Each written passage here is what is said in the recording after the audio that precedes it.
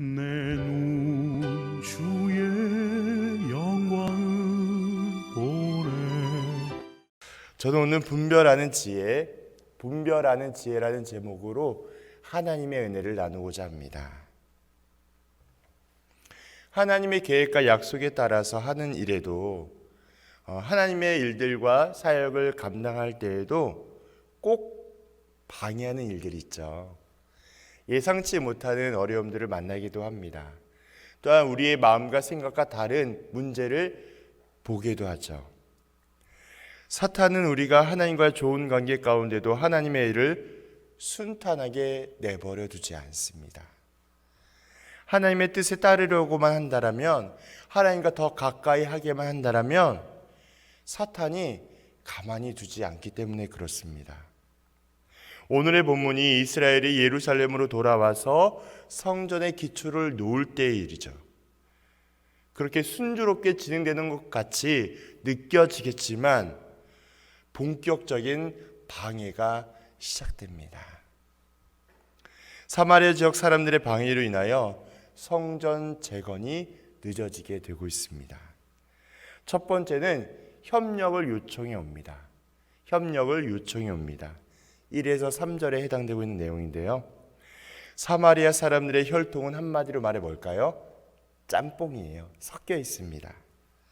아수르 제국과 바벨론 제국이 사마리아 지역에 강제 이주시킨 이들로 인해서 서로 섞여 있는 그러한 민족이죠. 그래서 이들에게는 어떤 특징이 있냐면 이방에서 들어온 여러 우상들을 섬기게 되었습니다. 그런데 이런 이들이 예루살렘의 성전을 건축하는 일에 우리도 참여해달라고 요청하는 거예요. 저는 개인적으로 이 2절의 말씀을 보면서 제가 읽어드릴게요. 수룹바벨과 족장들에게 나와 이르되 우리도 너희와 함께 건축하게 하라. 이 말씀을 보면서요, 개인적으로 어떤 마음이 들었냐, 마치 조롱하는 것처럼 느꼈어요.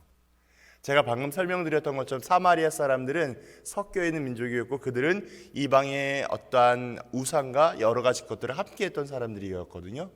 근데 이 유대 사람들이 다시 돌아와서 성전의 건축을 다시 재건하려고 하는 모습을 바라보게 될 때에 그들이 좋은 마음으로 협조를 요청한 것이 아니라 마치 비아냥거리고 조롱하는 느낌이 들었습니다. 이들은 하나님을 순수하게 섬기는 자들이 아니었다는 사실이 드러났어요. 방금 제가 말씀을 드렸던 것처럼 너희 하나님이라는 호칭을 통하여 그 모습이 자연스럽게 표현됩니다. 하나님을 찾고 하나님께 제사하겠다고 말하고 있지만 하나님을 섬기겠다라는 의미로 하기보다는 여러 우상을 여전히 섬기면서 하나님 대상조차도 여러 신 가운데 하나의 신이라고 여기는 그러한 표현으로 보게 합니다. 불순한 동기로 성전 건축에 참여를 했던 것을 보게 하는 것이죠. 이러한 상황 가운데 당시 수룹바벨과 예수아는 이들의 요청을 단호하게 거절합니다. 그것이 3절에 나와 있습니다. 수룹바벨과 예수아와 기타 이스라엘 족장들이 이르되 우리 하나님 성전을 건축하는데 너희는 우리와 상관이 없느니라. 그러니까 신경 쓰지 말라는 거예요. 너희들이 요청해도 나는 너희들과 함께하지 않겠다라는 답변인 것이죠. 만약 이들을 받아들이게 된다면, 이들을 허용하게 된다면 온전히 하나님만 섬기는 신앙의 순수함을 상실할 수 있기 때문에, 잃어버릴 수 있기 때문에 결국 우리의 믿음이 애매한 우상과 섞여져서 더럽혀진다라고 생각을 했던 것입니다.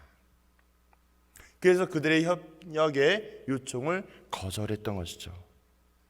두 번째는 이러한 일들이 벌어짐에도 있을 때에도 더욱더 사기를 떨어뜨리는 일이 발생합니다. 그것이 4절에서 6절에 해당되고 있는 내용인데요. 협력 요청을 거절하자 성전 재건하는 일을 본격적으로 방해합니다. 4절이요. 이로부터 그 땅 백성 유다 백성의 손을 약하게 하여 그 건축을 방해하되, 이제 본격적으로 방해하고 있어요. 바사왕이 여러 번 밖에 있는 긴 시간 동안에 예루살렘 성전을 건축을 방해하고 있습니다. 심지어 그들은 바사의 관리들까지 뇌물을 줘가면서 예루살렘의 성전 재건을 막았어요. 5절에 있습니다. 바사왕 고레스 시대부터 바사왕 다리오가 즉위할 때까지 관리들에게 뇌물을 주어 그 계획을 막았으며. 근데 우리 성도님들이 끝까지 기억하셔야 될 게 뭐냐면, 이 에스라서에서 성전을 재건하고 건축하는 일은 바사 왕을 통하여 우리가 진행하고 있지만 실상적으로 바사 왕을 통해 일하고 하시는 분이 누굴까요? 하나님이세요. 하나님이 이방 나라의 왕을 또한 그 계획들을 또한 중심을 세우시고 인도하시고 완성해 가셔서 이런 귀한 은혜가 귀한 성전의 재건이 건축이 이루어지고 있음을 기억하셔야 돼요. 그래서 이렇게 성전 재건에 어려움과 방해가 있다 할지라도 우린 끊임없이 하나님께서 신실하게 일하고 계실 것임을 기대해야 합니다. 성전 재건에 참여하여서 정치적인 소유권을 가지려고 했지만 거절당하자 이제 성전 재건이 되지 못하도록 방해하고 있습니다. 이 방해가 계속되자 이스라엘의 사기도 점점 떨어져 가고 있습니다. 결국 성전 재건이 중단되는 안타까운 일이 벌어지기도 하지만 처음에 열정을 가지고 의욕적으로 또한 하나님을 섬기려는 마음이 시간의 지남에 따라서 여러 방해를 통하여 어려움을 겪게 합니다. 아무리 하나님을 유일신으로 믿고 있는 이스라엘 민족들도 외형적인 어려움을 만나게 되면 힘들어서 약하고 연약하여서 그 일을 온전히 감당할 수 없음을 보게 합니다. 저는 이 말씀을 묵상하면서 끊임없이 약하고 약한 제 자신을 보게 되었어요. 목사로서, 사역자로서, 성도로서 하나님께서 내게 주신 귀한 일들을 생각할 때마다 나도 참 약한 인간인데, 나도 부족한 사람인데 참 여러 가지 것들을 하나님 앞에 너무 부끄러운 모습이 많지 않았는가라는 생각을 해보게 되었습니다. 우리가 이러한 어려움을 겪고 또한 문제를 만날 때마다 기억할 것은 무엇이냐? 한 가지만 기억하시면 돼요. 뭐냐? 하나님만을 바라보셔야 합니다. 이럴 때마다 우리가 해야 될 것은 하나님만을 바라보셔야 해요. 그리고 방해 가운데도 하나님을 온전히 의지하며 하나님을 향한 마음과 열정을 잃지 않도록 애쓰셔야 합니다. 그것만이 우리에게 주신 귀한 자리에서 은혜로 감당하며 힘과 열정을 다해 살아가는 우리의 모습이 되기 때문인 것이죠. 세 번째는 이 방해가 연합하여서 또 진행됩니다. 사마리아 사람들은 바사 왕에게 이스라엘의 성전을 건축하고 예루살렘을 재건하면서 바사를 반역할 것이라는 상소를 올렸습니다. 상소를 올린 이들의 설명을 통하여 아수르 왕 오스나발에 의해 사마리아 지역으로 이주한 많은 사람들이 이 고발에 동참할 수 있음을 우리는 볼 수 있게 되는 것이죠. 그것이 7절에서 10절까지 해당되고 있는 내용입니다. 이들은요, 자기의 이권을 위해서, 자기의 유익을 위해서라면 서로 함께 연합하고 예루살렘의 재건을 방해하고 있습니다. 이들의 모습은요, 하나님의 뜻을 무시하고 자기들의 이익만을 위하여 연합하고 있어요. 하나님의 뜻에 전혀 관심이 없고 오직 자신들의 이익만을 관심을 갖고 있음을 보게 합니다. 이들의 연합에 맞서기 위하여서 우리 모두도, 또한 여기에 계신 모든 분들도 함께 주님과 연합하고 도모하며 함께 주님의 뜻을 구별해야 합니다. 우리가 하나님을 향한 순수한 동기와 열정과 헌신을 하고자 한다면 기억하세요. 그 믿음을 방해하는 이들이 있음을 잊지 마셔야 합니다. 하나님의 분명한 뜻을 따라 행하는 일에는 방해의 요소가 없을 거라고 생각하는 것이 큰 착각이에요. 그래서 우리는 끊임없이 기억하셔야 합니다. 베드로전서 5장 8절에 보면 그런 내용이 있죠. 사탄은 지금도 우는 사자처럼 삼킬 자를 찾고 있습니다. 하나님의 일을 행하게 될 때에는 반드시 깨어 기도하며 그 일을 행하셔야 합니다. 정신을 바짝 차리고 기도하면서 주님의 일을 감당하기를 예수님의 이름으로 축복합니다. 오늘의 본문을 통하여 우리는 무엇을 깨달을 수 있겠습니까? 두 가지만 간단하게 나누도록 하겠습니다.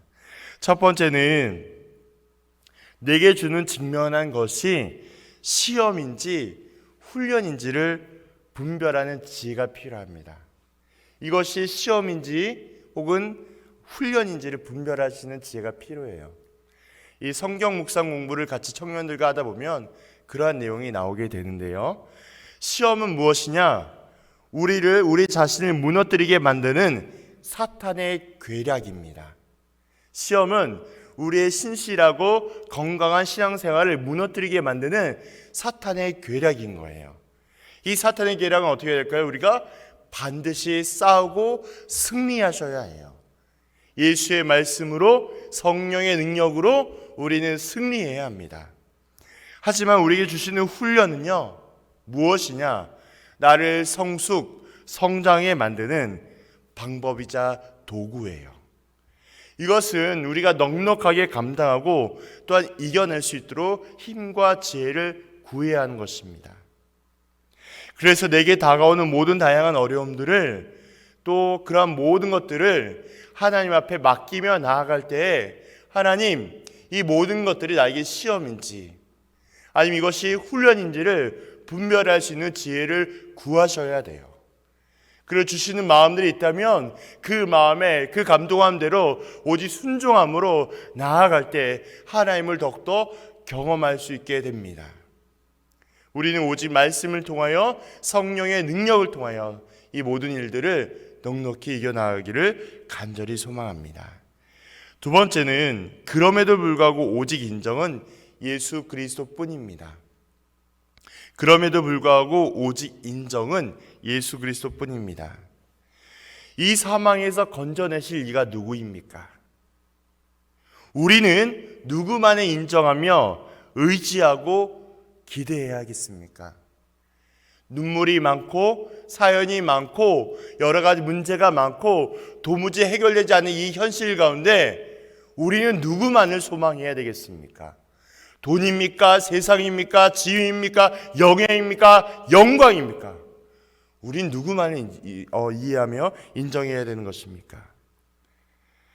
만약에 눈에 보이는 마음에 걱정되는 그러한 염려되는 것을 그러한 요소를 생각하다 보면 우리는 건강한 신앙생활을 유지하기가 어렵습니다. 우린 실패하게 될 것입니다. 우린 낙심하게 될 거예요. 방법은 상황과 어려움을 허락하시니, 이 문제와 어려움을 허락하신 이에게 맡기는 거예요. 하나님께 묻고 지혜를 구하고 응답할 때까지 간구하는 것입니다. 최근에 청년부 안에서 시험에 낙심한 떨어진 친구들을 위로하며 전했던 일이 기억이 나는데요. 울지는 않았지만 함께 전화하면서 그런 말을 했던 것이 기억이 납니다. 열심히 준비하고 성실히 준비했는데 결과가 잘 안 됐습니다. 그래서 그 친구랑 통화하면서 이제 쭉 이야기를 듣고 제가 했던 말이 누구누구 형제, 누구누구 자매, 그 일을 허용하신 이가 누구일까? 내 마음과 생각대로는 열심히 다했다고 하고 마음과 정성을 다했지만 하나님 바라보시기에 하나님의 뜻에 그 부분이 아니라고 한다면 내 생각과 마음대로 되지 않는 일이 분명히 있어. 당장인 그 눈앞에 보이는 현실이 마음이 어렵고 힘이 들지만 우리가 그때 기억할 건 하나님께 더욱더 의지하고 맡겨야 돼. 이게 어떠함으로 인정 안 되고 공감이 안 될 수도 있겠지만 그 상황까지도 열게 하신 하나님을 인정하고 소망해야 돼. 왜냐하면 하나님의 가장 좋은 것을 너에게 준비하고 또 허락하신 분이기 때문에 그래. 이 말이 참으로 모순되는 것 같고 맞지 않는 내용인 것 같지만 우리는 나중에 깨닫게 돼요. 언제요? 시간이 지나고 난 다음에 내 삶을 뒤를 돌아보게 되었을 때 하나님께서 나의 모든 순간순간을 섭리하고 계셨구나, 계획하고 계셨구나, 인도하셨구나, 완성하셨구나를 나중에 깨닫게 됩니다. 그래서 우리가 기억할 것은 응답하실 것을 기대하고 지금을 바라보지 말고 현재의 삶에서 성실하게, 신실하게 최선을 다하며 살아가는 거예요. 어떻게? 예수 그리스도의 제자처럼 좁은 길, 좁은 문, 십자가의 영광과 부활의 소망함을 잊지 않고 살아갈 때 하나님의 은혜와 능력을 경험하게 됩니다. 그래서 넉넉하게 이기게 될 것이에요. 넉넉하게 사랑을 경험하게 될 것입니다. 소망이 오직 십자가에 있음을 우리 기억하며 신뢰하는 저와 성도님들이 되기를 소망합니다. 주의 영광 이곳에 가득해 우린 손을